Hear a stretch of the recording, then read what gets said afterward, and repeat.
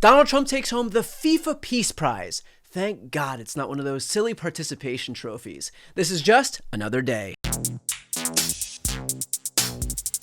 Throughout our nation's history, there have been singular moments that stand out for their barrier-breaking nature. Neil Armstrong being the first man to walk on the moon, Sandra Day O'Connor being the first female Supreme Court justice, and who can forget that guy who went on a date with Lauren Boebert becoming the first man to sustain an erection during Beetlejuice the musical. And as luck would have it, today another first was made. Please welcome the very first winner of the FIFA Peace Prize, the 45th and 47th President of the United States of America, Mr. Donald J. Trump. Please.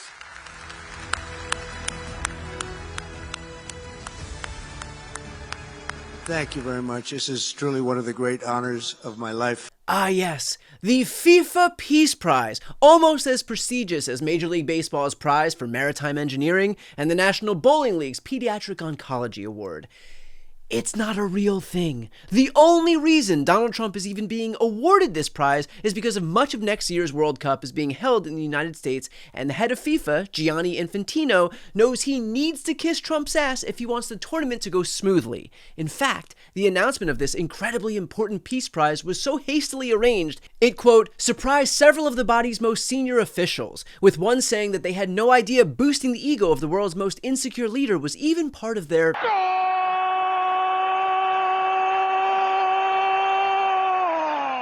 But the only thing more surprising than Donald Trump receiving a Peace Prize was how he felt about it beforehand. I want to really save lives. I don't need prizes. I need to save lives.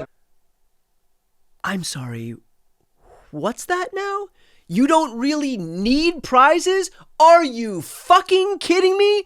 Donald Trump's entire life is based on an insatiable quest for prizes. To him, the whole world is one giant claw machine, and everyone knows it. It is not an accident that every previous meeting with the head of FIFA had a prize included. This is a unique trophy. This is the trophy, and here it is in the Oval Office in the White House. Can I keep it? For you. Well, and we have the first ticket here for the final. Good. Wow. For you. Oh, good. That's cool. Wow. It's, of course, row 1, seed 1 is ticket number 45, 47. Granted, Trump was actually disappointed with that last gift because it made his hands look even smaller, so he did ask for a redo. In fact, Trump is so obviously obsessed with prizes that when other countries need something from him, they tell him how much he deserves them. So I believe that he does deserve a Nobel Peace Prize. That is my opinion on this. Well, thank you very much.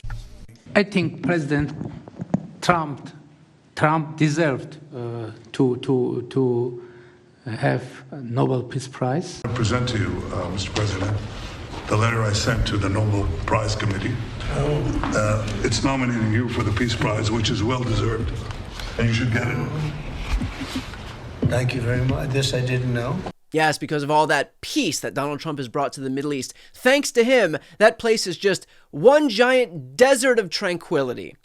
Acquiring prizes is probably the most consistent thing about this president. It's why CEOs show up with prizes. It's why governments give them to him. If you show up to the White House empty-handed, you better get your ass to the mall ASAP. With that said, we've got a few gifts for you. We have for you a full set of the 84 original medals. To show a token of our appreciation, we have an autographed team basketball and a Donald Trump jersey with number 47 on it. All right. I want to present to you this gift right here. I hope you like watches, Rolexes. Oh, that's a beautiful watch. Yeah. Should I open it? You should open it. Wow, how thoughtful of you to give me the thing that my handlers told you I'd demand to receive. Donald Trump doesn't need prizes. The dude literally has a trophy wife. But for a guy who doesn't need prizes, he sure as hell talks about how much he wins them. I mean, I just won the club championship in Palm Beach. Yeah. I know a lot about golf. I've won 38 club championships, and I don't get to practice much. Well, who needs to practice when the victories just kind of fall into your lap? The president has touted his golf ability, but a video that went viral on social media over the weekend appears to show Trump's caddy dropping the ball in an ideal position for the president. Yes, because when it comes to Trump, That move is called job security. Trump needs prizes so badly. When he doesn't get them, he throws tantrums like a child. He posted this video on YouTube in 2011. And they're picking the wrong people, and they're picking the wrong shows. Add to that a blizzard of tweets over the years slamming the Emmys, including this one in 2012.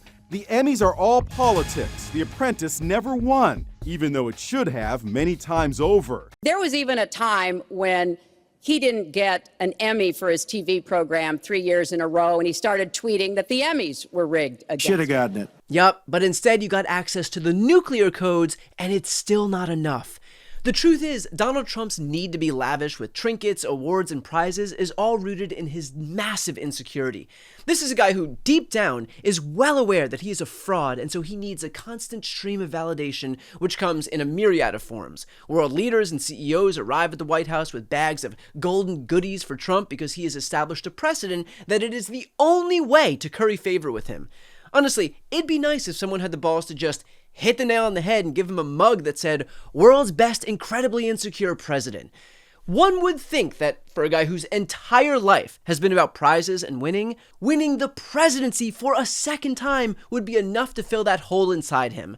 But every day, as we can see, that's not the case, and everybody else knows it too. That's why they keep blowing a steady stream of smoke up his ass, and he keeps repeating it. As you said, Mr. President, it's the most hottest country in the planet. We're the hottest country in the world right now. The absolute hottest country in the world. There's nobody even close. Putin said that to me. I heard it first from the King of Saudi Arabia. I then heard it from UAE. I heard it from Qatar. I heard it from many other countries.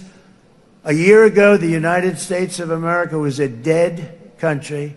Now it's the hottest country anywhere in the world. Also, you should know that many of our nation's finest defense contractors told me that my ankles are gorgeous, my hands are blemish-free, and they've never met a president with such a massive penis.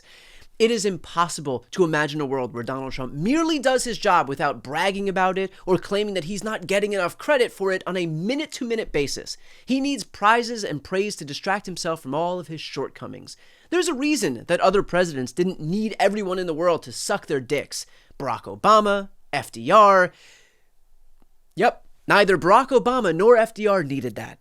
Donald Trump will never be able to cement his legacy through admirable governance or important policies, which is why he needs to use actual cement. So that's what's left currently of the East Wing because it's being demolished. Why?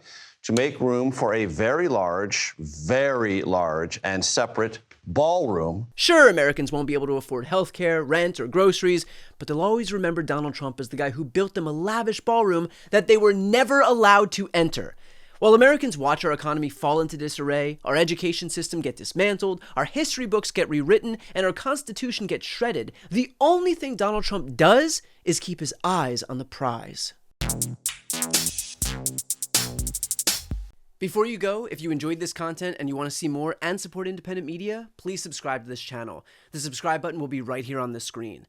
But second, the reality is that we are now in a political environment where this administration can lean on any of the social media platforms to suppress certain voices if they don't like critical coverage.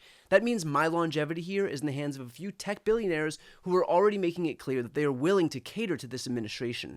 To that end, signing up for my newsletter is a way for me to reach you directly if that ever becomes necessary. I'll put the link right here on the screen as well, so please sign up. It's free, but there's also an option to do a paid subscription if you'd like to support me and my team. I really appreciate it. Thanks so much for watching.